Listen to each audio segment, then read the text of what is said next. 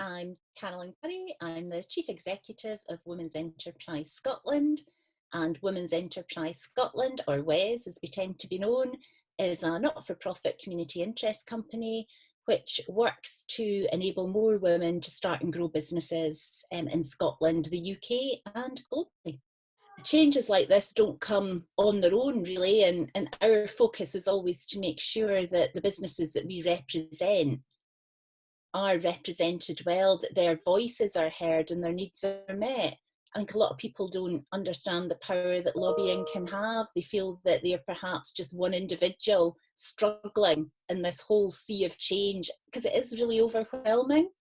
It's pretty unprecedented, certainly in the UK, a pandemic like this.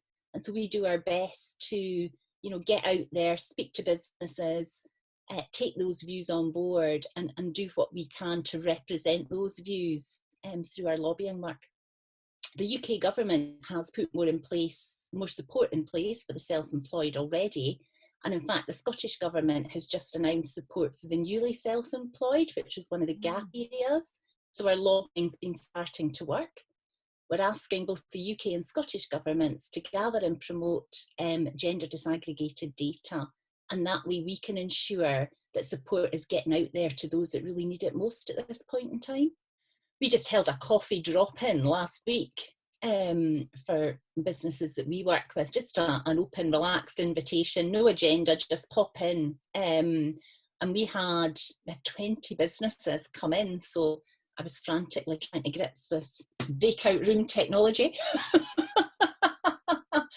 But it was just good timing, I think, for everybody to start to reflect on, well, what has the past few weeks been like? And especially for businesses, it's been extremely frantic.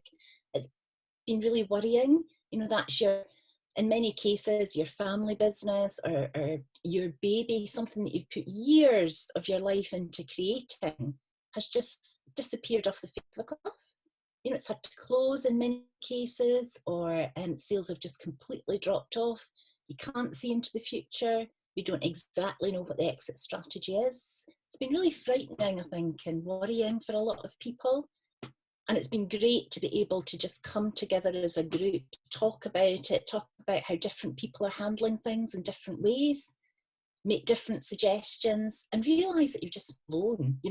There might not be any great solution yet, but everybody's coming together, in it together, and there's that sense of pulling together and a real concerted effort so that we'll hopefully all come out of it in some shape or form, and go forward from there. I think to me that's the most inspiring thing. I think when you're facing the toughest of times, it's sometimes the people who themselves are facing the toughest of times are really pulling together to contribute towards the community. And there's this real sense, it's a bit cheesy, isn't it, of everybody being in it together. But that's what's happening. You're finding local communities are re-establishing, people are pulling together, they're using all their individual skills, and they're making a real difference. And I suppose, that's what I'm going on about lobbying, but lobbying's at the heart of what we do, to give people that feel they're not seen and they're not heard a voice direct into the heart of government, and to make sure that their experiences are listened to. And if policies have got gaps in them, and at the moment they still have, then we can work and use those experiences to close those gaps and really make a difference.